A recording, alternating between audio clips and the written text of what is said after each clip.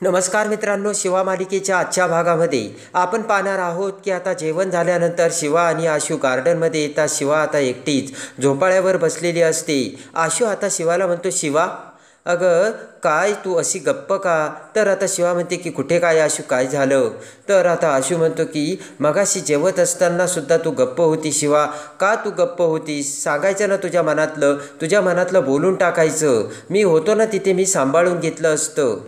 आशू म्हणतो, हे बघ शिवा, जर तू बोलली नाही तर त्यांच्या मनात ना त्यांना जे आहे ना तेच त्यांना वाटत राहील.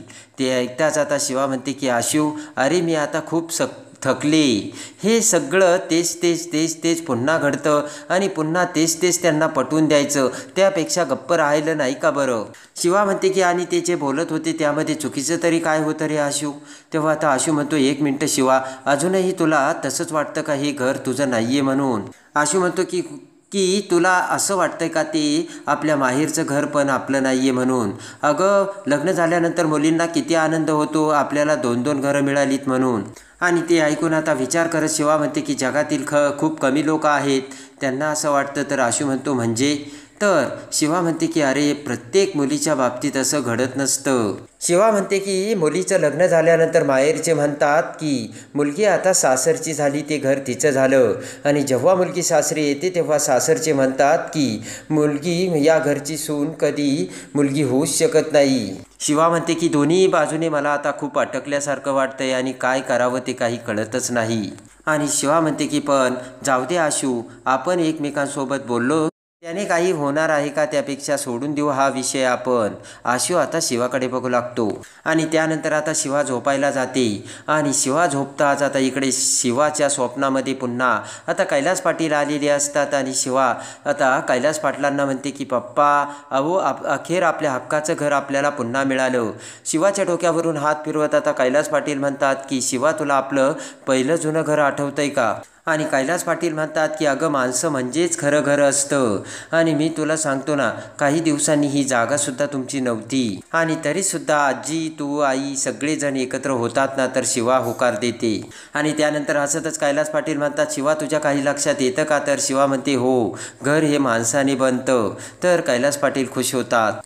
इकडे आता सीताई, सुहास, कीर्ती, लक्ष्मण, संपदा सगळेजण दरवाजात बघ असतात. आणि इकडे आता सुहास, कीर्ती सीताईकडे बघत आता विचार करत म्हणतात की कशाला बोलावलंय काय माहिती. उर्मिला म्हणते की ताई झालंय तरी काय? तर सीताई म्हणते मला सुद्धा काही माहिती नाहीये. सीताई म्हणते की आशूने आपल्या सगळ्यांना इथे जमायचं सांगितलं.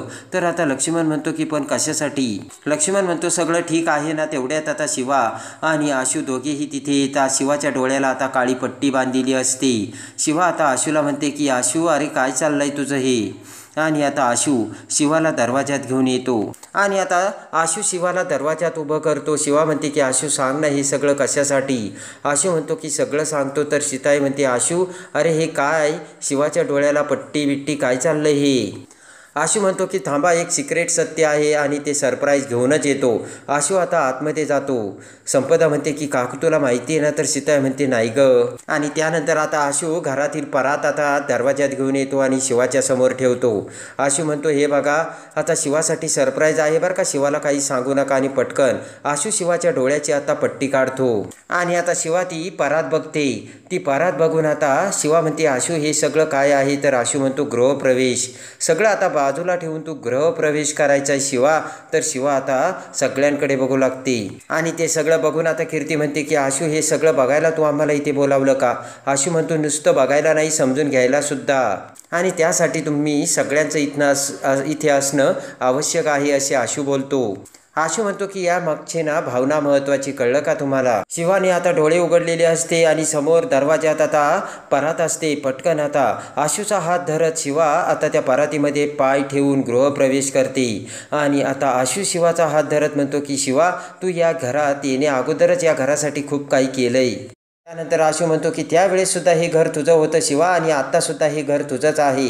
ते ऐकून आता सीताई खुश होते. उर्मिला, लक्ष्मण, संपदा सगळेजण आता ते बघत असतात. आशू म्हणतो की शिवा, तू ज्या वेळेस आली ना त्यावेळेस फक्त भाऊ तुझ्या बाजूने होते, पण आज सगळेजण तुझ्या बाजूने आहे. आशू म्हणतो की आईचा आणि तुझा तर 36चा आकडा होता, पण तू सगळं काही शिकली, तू सगळं काही केलंस आणि आता आईची सुद्धा आवडती झालीस. सीताई आता खुश होऊन ते आशूचं बोलणं ऐकत असते. आणि आजकाल कोणी एवढं करत नाही, ते तू करून दाखवलं शिवा, ये आतमध्ये असे म्हणत आता शिवा ही कुंकवाच्या पाण्याचे पाय आता घरामध्ये घेऊन घरामध्ये एंट्री करते. आणि त्यानंतर आता आशू म्हणतो की माझं मन तर तू कधी जिंकलं होतं. सगळेजण आता खुश होतात. शिवा देखील आता खुश झालेली असते. आशूचा हात धरत आता एक एक पाऊल पुढे टाकत आता शिवा ही आतमध्ये येऊ लागते. आणि सगळेजण आता तो शिवाचा गृहप्रवेश बघत असतात. आणि त्यानंतर आता आशू म्हणतो की या घरात तू सगळ्यांचं मन जिंकलं शिवा. अगं तू आईचं देखील मन जिंकलं. आणि ही वेडी संपदा आहे ना, घर सोडून गेली होती तेव्हा देखील तू खूप मोठा रोल करून ह्या वेड्या संपदाला घरी आणलं आणि काका आणि काकूचा सुद्धा विश्वास तू जिंकलास. आणि त्यानंतर आता शिवा तू काका काकू मला सगळ्यांना संपदा आणि रॉकीचं प्रेम कसं आहे हे समजावून सांगितलंस. कीर्तीकडे बघत आता आशू म्हणतो की कीर्तीताईने तर काय काय नाही केलं. पहिल्यापासून तर ती तुझ्या विरोधातच होती शिवा. आणि जेव्हा ना तिला घराबाहेर काढत होतो तेव्हा तू मला थांबवलं शिवा. आता कीर्ती ते सगळं ऐकत असते आणि गालातली गालात हसत असते. आशू म्हणतो की तिला तू तिची चूक सुधारण्याचा शेवटचा चान्ससुद्धा दिला आणि तिलासुद्धा तिची चूक तू समजावून दिलीस आणि कीर्तीला देखील तू समजावून घेतलं शिवा. आणि आता आशू म्हणतो की तू आईचं मंगळसूत्र परत आणलंस, तू भाऊचा जीव वाचवला. अगं तू माझासुद्धा जीव वाचवला शिवा. या घरासाठी तू काय काय नाही केलंस. सगळेजण आता ते ऐकत असतात. आणि शिवा म्हणतो की आपल्या कंपनीलासुद्धा तू खूप वेळा वाचवलंस आणि हे फक्त तुझ्यामुळे शक्य झालं शिवा. आशू म्हणतो की असे अनेक संकट आपल्या घरांवर आली, पण त्या सगळ्या संकटाला आपण आता तोंड देऊन सामोरं गेलो शिवा. हे सगळं झालं फक्त शक्य ते तुझ्यामुळेच. आणि लगेच आता आशू म्हणतो की हे जे घर आज उभं दिसतंय ना ते फक्त तुझ्यामुळे शिवा, तुझ्यामुळे. शिवा देखील आता ते ऐकून खूप खुश झालेली असते. आणि लगेच आता आशू म्हणतो की म्हणून शिवा हे जेवढं माझं घर आहे तेवढंच तुझं घर देखील आहे. आशू म्हणतो की शिवा तू हे कधीच विसरू नकोस आणि इथे असणारा प्रत्येकजण हे कधीच विसरणार नाही शिवा. शिवाच्या डोळ्यात आता पाणी आलेलं असतं आणि आपल्यावरती या घरातले किती प्रेम करतात याचे आता विचार डोक्यात येऊन आता शिवाच्या डोळ्यातून आनंदाश्रू वाहू लागतात. आणि ते ऐकून आता पटकन शिवा ही सीताईला मिठी मारते. संपदा म्हणते अरे अरे खरी मिठी तर आमच्या डब्बूला मारायची होती, पण जाऊ दे आमचा डब्बू ना समजून घेतो बरं का. आणि त्यानंतर आता सीताई म्हणते की शिवा यातील एक न एक शब्द खरा आहे. तेव्हा ते जसं ते घर तुझं आहे तसं हे घर देखील तुझंच आहे आणि ह्या घरावर देखील तुझा तेवढाच अधिकार आहे. आणि त्यानंतर आता आशू म्हणतो खरं आहे हे सगळं शिवा खरं आहे आणि आमच्यासाठी तू खूप लकी आहे. आशूचे ते बोलणे ऐकून आता शिवा ही पटकन आशूचे आभार मानते. हात करत आता आशू म्हणतो की काय बोलते शिवा तू. तर शिवा म्हणते मी काय बोलू तेच मला काही कळत नाही. आणि शिवा म्हणते तुम्ही सगळेजण माझ्यासोबत आहात ना, हीच माझ्यासाठी खूप मोठी गोष्ट आहे आशू. आणि पटकन आता आशू देखील खुश होतो आणि पटकन शिवाचा हात आपल्या हातात धरत घट्ट आवळतो. इकडे आता घरामध्ये दिव्या एकटीच बसलेली असते. विचार करत असलेली दिव्याला बघून चंदन तिथे येतो आणि म्हणतो दिव्या अगं तुला काही त्रास होतो का. दिव्या म्हणते की मला जरी त्रास होत असला तरी त्याचं कुणाला काही घेणं देणं आहे का चंदन. दिव्या म्हणते की चंदन असेच आहे, आज ना उद्या ना माझ्यासोबत जे घडलं ते सगळेजण विसरून जाणार आहेत आणि त्याचा त्रास ना फक्त मला होणार आहे. आणि लगेच आता दिव्या शेजारी बसत आता चंदन म्हणतो की दिव्या अगं तसं नाही आहे, सगळ्यांच्याच आठवणीत राहून सगळ्यांनाच याचा त्रास होत आहे. आणि आता इकडे दिव्या म्हणते की सांग ना कुणाला त्रास होणार आहे. ती शिवा तिच्या संसारात तिकडे खुश आहे. इकडे माई आईला घर मिळालं तेव्हा त्या सुखी आणि आनंदी आहेत आणि कोण फक्त मलाच त्रास होत आहे. दिव्या म्हणते माझं काय, माझं तर सगळंच गेलं ना. चंदन म्हणतो मी तुला समजून घेऊ शकतो दिव्या, पण तू अशी एकटीच जर बसून विचार करत राहिली तर कसं होईल. चंदन म्हणतो आपण एक काम करू दिव्या, आपण ना बाहेर फिरायला जाऊ. दिव्या म्हणते की चंदन अरे बाहेर फिरायला जाऊन काय होणार आहे. चंदन म्हणतो की आपण घराच्या बाहेर तर निघू. एकदा आपण बाहेर पडलो ना तुझ्या डोक्यातले विचार एकदम नाहीसे होतील. चंदन म्हणतो तुला देखील फ्रेश वाटेल आणि मला देखील, दोघांनाही थोडी थोडी स्पेस मिळेल दिव्या. आणि दिव्या म्हणते पण चंदन बाहेर फिरायला जायचं म्हणजे पैसे आहेत का तुझ्याकडे. चंदन म्हणतो थोडी सेविंग केलेली आहेत माझ्याकडे. दिव्या आता विचार करते की म्हणजे याच्याकडे अजून बरेच पैसे आहेत तर. इकडे आता सीताई पटकन आशूचा हात धरून आशूला आपल्या बेडरूममध्ये आणते आशू म्हणतो की अगं आई काय झालं? सीताई म्हणते की आशू अरे आज ना मला तुझा खूप अभिमान वाटतोय.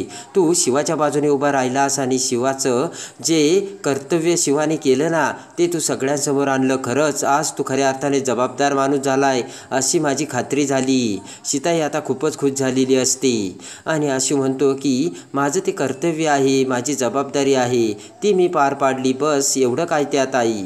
आशू म्हणतो की अगं मगाशी जे घडलं ना त्यात शिवाला वाटलं, शिवाचं कन्फ्युजन झालं कुठलं घर नेमकं माझं आहे. त्यात त्या ताई आणि काकू ज्या बोलल्या ना त्या मला देखील अजिबात आवडलं नाही आणि म्हणून मला हे सगळं करावंसं वाटलं. सीताई म्हणते खरं आहे आशू तसं, आणि उर्मिलासुद्धा आता काय वागते तिचंसुद्धा चुकतंय. सीताई म्हणते की खरं आहे आपली शिवाना यामध्ये तिची काही चूक नाही आहे. तू जे केलं ना आशू ते एकदम बरोबर केलं. तर आशू म्हणतो की ते माझं आई कर्तव्यच होतं. आणि त्यानंतर आता सीताईचा हात धरत आता आशू म्हणतो की आई तुला अजून एक गोष्ट सांगायची. तर सीताई म्हणते काय? आणि कीर्ती आणि सुहासला ज्या वेळेस आता आउट हाऊसमध्ये शिफ्ट केलं गेलं होतं त्यावेळेस आता कीर्ती आणि सुहासने काय काय केलं होतं याची सगळी खडानखडा हकीकत आशूने आता सीताईला सांगितलेली असते. ते सगळं आता सीताईसमोर येताच आता सीताई म्हणते की मग कीर्ती आणि सुहासला तर याचा जाब विचारायलाच हवा. इकडे आता चंदन दिव्या गार्डनमध्ये फिरायला आलेले असतात. दिव्या मस्तपैकी आईस्क्रीम खात असते. चंदन आता एकटक आता डोके खाली टेकून झोपलेला असतो. तेवढ्यात आता दिव्या चंदनला उठवते आणि म्हणते की चंदन अरे आता काय करायचं? तर चंदन म्हणतो आता काय करायचं म्हणजे मस्तपैकी आपण रेस्टॉरंटमध्ये गेलो, जेवलो, आता इथे आईस्क्रीम खाल्ली, बसलो आणि आता घरी जायचं.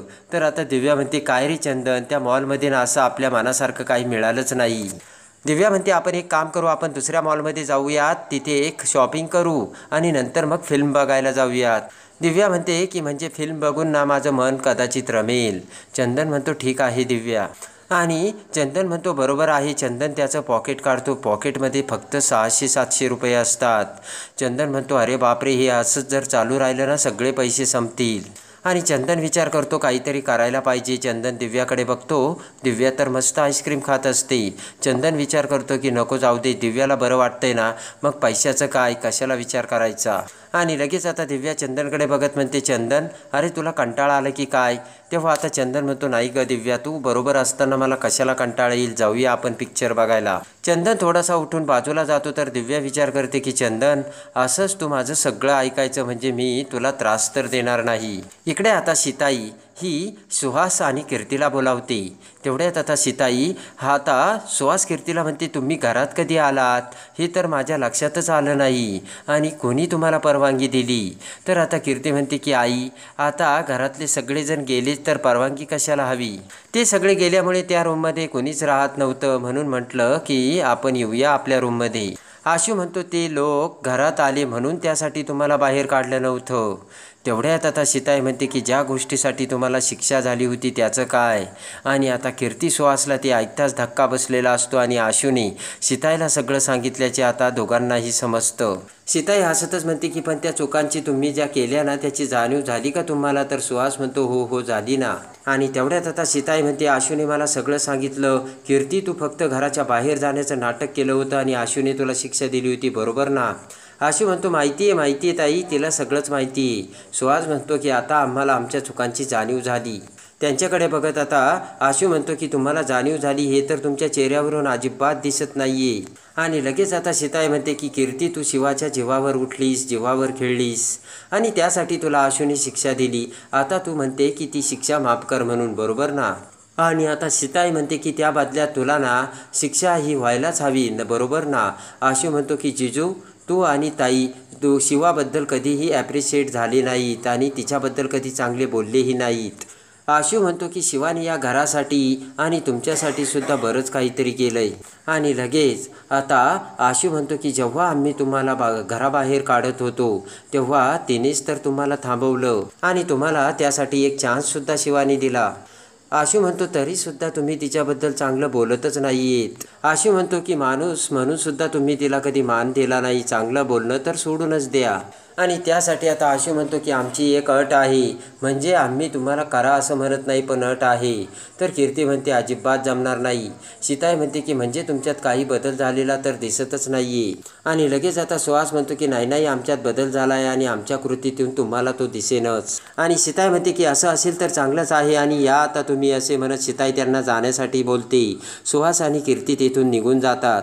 पटकन आता ते जाता क्षणी सीताई आता शिवाकडे येते आणि शिवाला बसवत म्हणते की शिवा ऐक. आणि आता सीताई शिवाला तिचा सगळा प्लान सांगते. सीताई म्हणते कळलं का? तर शिवा म्हणते हो. पण सीताई म्हणते आता काहीच बोलू नको, मी जसं सांगितलं ना तसंच करायचं. तेव्हा आता शिवा म्हणते की मी हे कसं करणार, मला कसं जमणार? तर सीताई म्हणते का नाही जमणार? सीताई म्हणते सगळं शक्य आहे. शिवा म्हणते हे चुकीचं नाही होत असं वाटत नाही का तुम्हाला? सीताई म्हणते काहीच नाही, अगदी बरोबर आहे शिवा. आणि त्यानंतर आता सीताई म्हणते की या जगात तुला काही जमणार नाही असं कधीच नाही, त्यामुळे तुला जमणार. तर आता शिवासुद्धा खुश झालेली असते आणि शिवाने आता सीताई जे सांगेल ते करायला होकार दिलेला असतो. तर आता कीर्ती आणि सुहासचे भयानक सत्य सीताई आणि शिवा कशी समोर आणणार? आणि त्यानंतर आता इकडे कीर्ती आणि सुहासने देखील मोठा प्लान केलेला असतो. आणि आता दोघेही बेडरूममध्ये असताना आता कीर्ती ही सुहासला म्हणते की आता एकच असा काही धमाका करायचा ना, सगळे हादरून सोडायचे, एकच धमाका झाला पाहिजे. आणि लगेच आता दोघांनी मोठा प्लान करून आता गुलाबाच्या पाकळ्याचे पाणी आता समोर आणलेले असते आणि त्या तपकामध्ये गुलाबाच्या पाकळ्या टाकलेल्या असतात आणि दोघांनी आता शिवाला बोलावलेलं असतं. शिवा तिथे येताच आता सगळेही तिथे आलेले असतात. आणि लक्ष्मण म्हणतो हे सगळं काय चाललंय? तर आता कीर्ती म्हणते की मला शिवाचे पाय धुवायचेत. आणि लगेच आता कीर्ती त्या पाण्याचा तांब्या आता भरून घेते. तर तेवढ्यात शिवा म्हणते थांबा थांबा. आणि शिवाने आता कीर्तीला थांबवलेलं असतं. तर सुहास आता आणि कीर्तीचा प्लान उलटवून शिवा आता दोघांचेही पितळ उघडे करत कीर्ती आणि सुहासचा खरा चेहरा कसा समोर आणते हे बघण्यासाठी आणि शिवा मालिकेच्या डेली अपडेटसाठी बेल नोटिफिकेशनवर क्लिक करून आपल्या चॅनलला लाईक करा, सबस्क्राईब करा.